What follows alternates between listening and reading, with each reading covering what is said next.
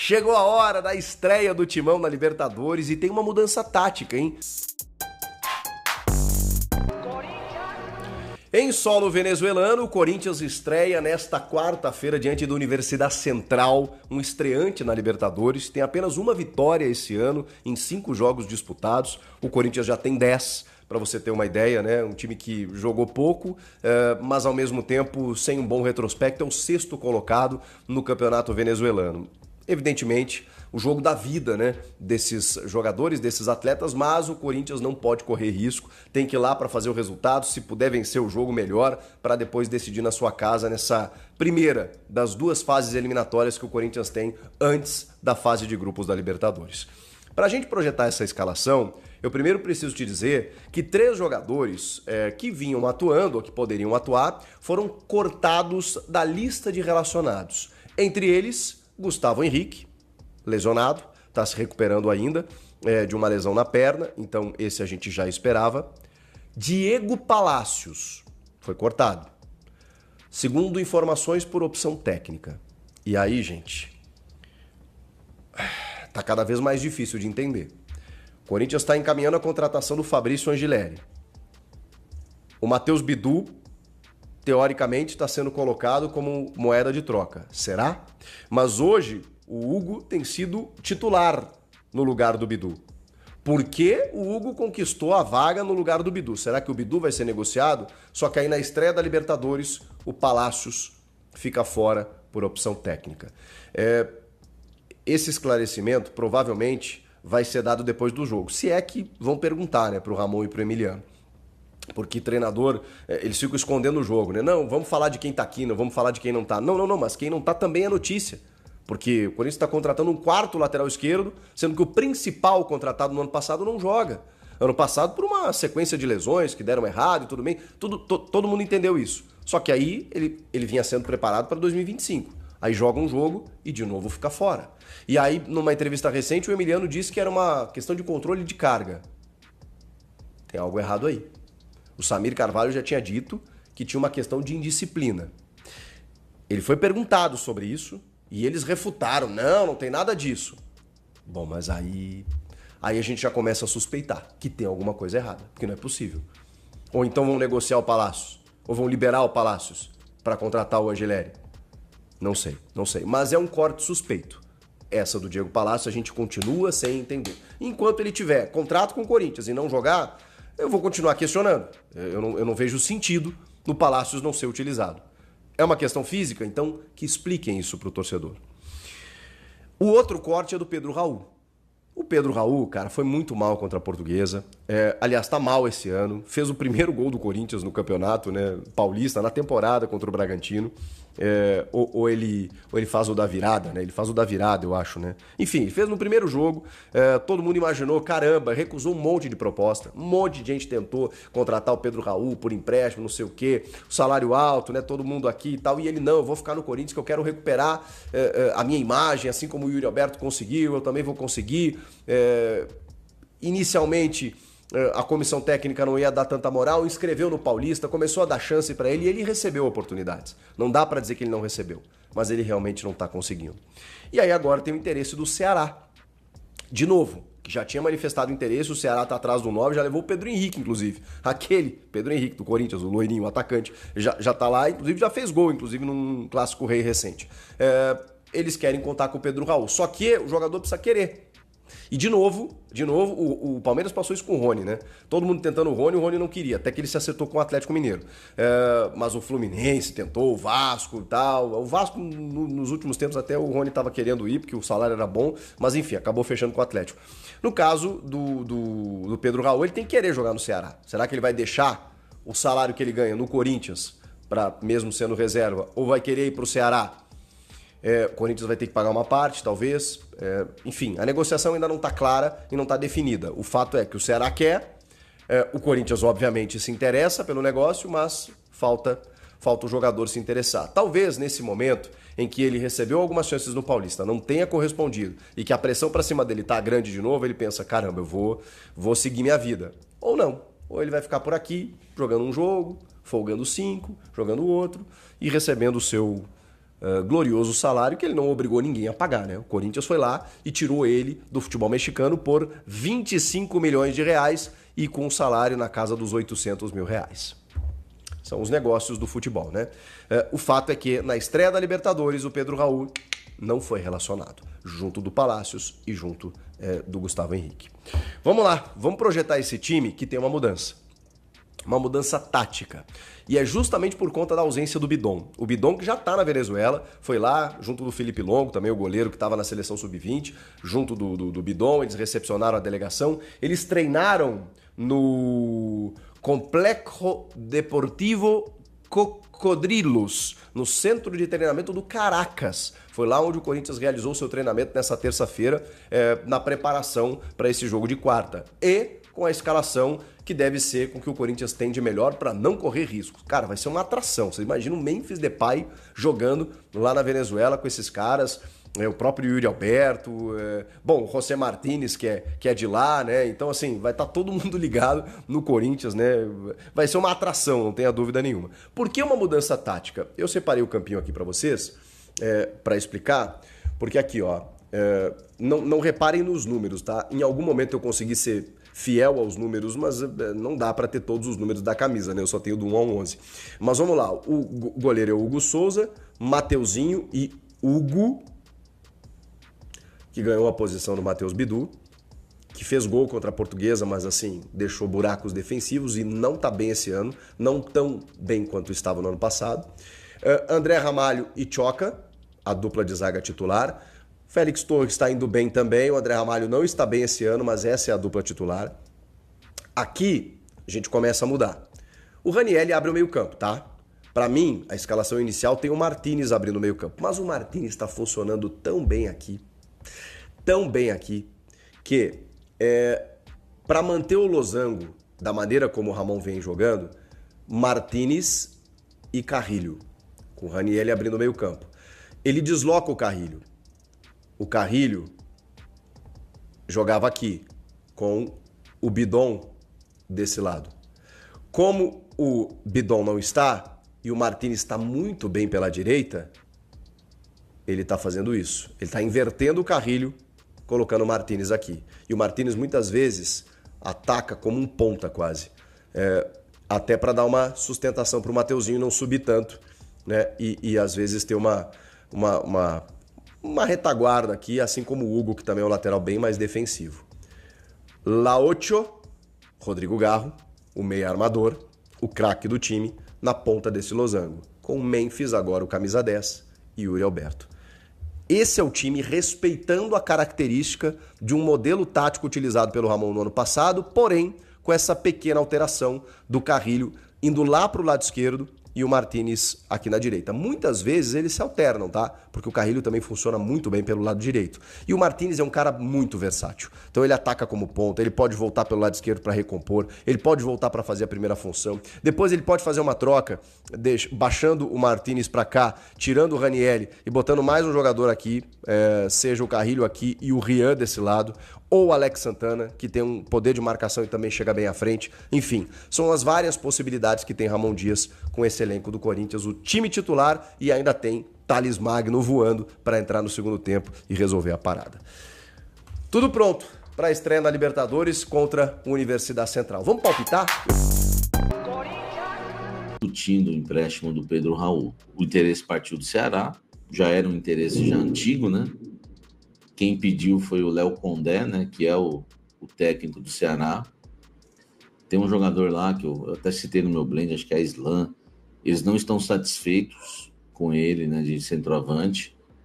Então aí, né, veio a investida, né, para contratar o Pedro Raul. Só que quando o Corinthians procura o Ceará, quando o Ceará procura o Corinthians para negociar, tentar contratar o Pedro Raul, o Ceará já avisa que quer por empréstimo. E o Ceará já pede para o Corinthians ajudá-lo, né, no pagamento mensal do jogador, porque o Ceará já sabia mais ou menos que não era um salário baixo. Mas aí o Ceará descobre que o salário dele é mais de 700 mil reais. Eu me informei com pessoas lá do Ceará que me falaram que o maior salário do Ceará, os dois maiores salários são Fernando Sobral e Pedro Henrique, tá? Fernando Sobral e Pedro Henrique ganham mais ou menos 400 mil. Cara, eu fiquei abismado em saber que no futebol um jogador tão comum como o Sobral e um outro tão comum como o Pedro Henrique ganham 400 mil. Realmente o dinheiro não vale... As pessoas perderam a noção no futebol, tá? Eu não sei o que é pior, o Corinthians pagar 720 mil pro Pedro Raul ou o Ceará pagar 400 pro Pedro Henrique. Eu não sei o que é pior, o Corinthians pagar 420 pro Pedro, 720 pro Pedro Raul e o Ceará pagar 400 para um volante Sobral, que é fraco, meu irmão. Esse cara, todo mundo fala, o Sobral. Pode ver que ninguém nunca quis contratar. Eu lembro quando falavam dele no Corinthians, vocês sugeriam ele, eu vivia falando, é fraco, eu presto atenção no jogo, não marca ninguém, anda em campo. Esse cara se arrasta há 3 anos em campo. Como é que um cara desse ganha 400 mil por mês?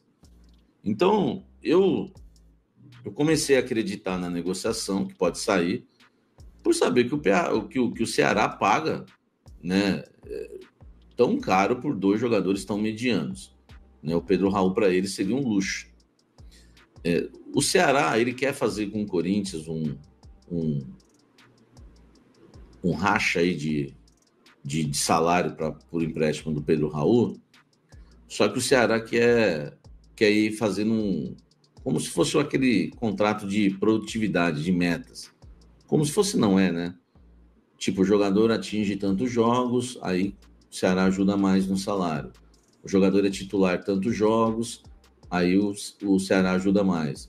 O jogador marca não sei quantos gols, aí o Ceará ajuda mais.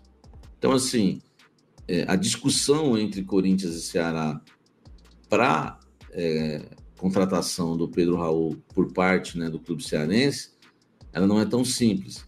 Não envolve só eu pago 400, vocês pagam 300, eu pago 350, vocês pagam 370, né? Não é só isso.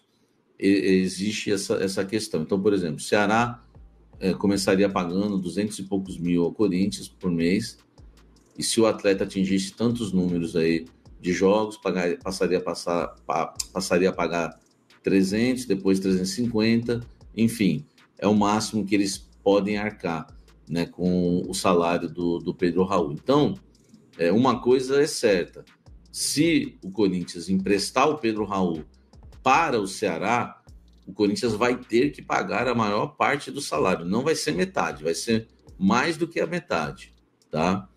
Então a gente vai ter que aguardar um pouco, tá? Aguardar um pouco, porque a discussão existe. O Corinthians já liberou, né, o Pedro Henrique, né, para o Ceará, mas eu acho que o contrato dele acabava agora, não acabava? Do Pedro Henrique. O Corinthians, né, também, o Matheus Araújo foi para lá, enfim. E agora existe essa questão aí do Corinthians ter que ajudar um pouco mais o Ceará. Eu vou dar minha opinião sobre o assunto, tá? Você quer se livrar do Pedro Raul, o torcedor corintiano? Eu sei que você quer, tá? Eu sei que você quer. Eu sei que você quer se livrar do Pedro Raul. Eu também. Eu cansei de defender, de dar chances pro Pedro Raul, porque eu aliviei bastante para ele esse ano, mas o que ele fez sábado foi uma vergonha. Só que é o seguinte, se for pro Corinthians pagar 500 mil por mês, tá? E o Ceará pagar 220, eu não negociaria. Deixaria ele aí, esperaria uma proposta melhor, porque... os trovões, né? Porque o que adianta, cara? Você... 220 mil, beleza, coloca no ano. Tá, interessante. Vai dar aí uns 2 milhões, né? Só que tem uma coisa, o Ceará nunca facilitou nada para o Corinthians. Nunca. Inclusive, recentemente, o Corinthians tentou várias vezes a contratação do Eric Puga e o Ceará, assim, não ajudou, tá? Eu sei que a gente tem que ser profissional e nos comentários às vezes eu posso, né, deixar o jornalismo de lado e entrar pro lado do torcedor. Mas, cara, o futebol ele vai ser sempre paixão, ele vai ter sempre essa mistura. Eu acho difícil um jornalista esportivo se envolver com o futebol e não ter um clube para torcer. Senão, não é porque que ele quer trabalhar no jornalismo. Então, muitas vezes, o comentário vai ser carregado de paixão, né? Ou colocando coração. Eu não ajudaria o Ceará, tá? Eu não ajudaria o Ceará por nada, facilitando a ida do Pedro Raul. Se o Ceará quiser contratar o Pedro Raul, eu sei que é impossível o Ceará pagar 720 mil. Então pague, por exemplo, 400 mil ou pague 500. Se o Ceará pagar 420 mil, o Corinthians fica com 300. O Pedro Raul vai custar o Corinthians no ano, né? Um pouquinho mais de 3 milhões de reais. Tá? A economia seria, né, maior. Enfim, agora, se for para merreca, aí eu não ajudaria. Gravando, fala corintiano, a gente no canal. Bora continuar aí as informações do canal, passar as notícias do Corinthians de hoje, falar um pouquinho agora da Neoquímica Arena, um assunto que a gente discutiu esses dias atrás, falando um pouco da questão do estádio do Corinthians, da grama do Corinthians, da qualidade da grama. Jogadores reclamaram da qualidade, entre eles o Hugo, o André Ramalho, e a gente citou, eu citei para vocês, que um dos grandes culpados do gramado não estar em boas condições foi o jogo da NFL que teve no estádio do Corinthians no novembro, né, do ano passado.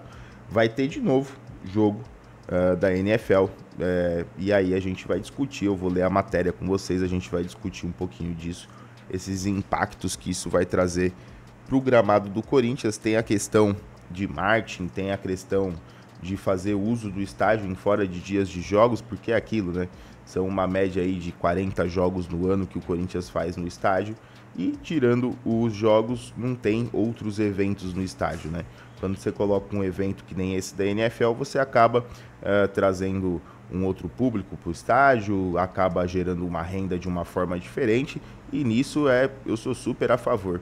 A questão é de como que é feito esse contrato, de como que é feito as cláusulas desse contrato, principalmente na questão do gramado. Eu acho que o Corinthians tinha aqui, fechando esse acordo com a NFL mais uma vez, a gente vai ler a matéria um pouquinho, não tem muitos detalhes do contrato, de como que foi feito, mas a gente vai tentar destrinchar aqui um pouquinho dos valores. Porém, eu acredito que o Corinthians devia colocar uma cláusula aí que devia ser encargo da NFL, que é uma liga do lado do futebol americano extremamente forte, que rola muito dinheiro também, a gente sabe disso. Então eles tinham que ficar aí com a questão da manutenção do gramado do estádio depois do jogo, porque não são 11 jogadores de cada lado, é muito mais, tem 50 cara correndo em cima do gramado, se degladiando. É um jogo que eu gosto, particularmente, eu acho muito legal o futebol americano, e é um jogo assim, bem, como que eu posso falar?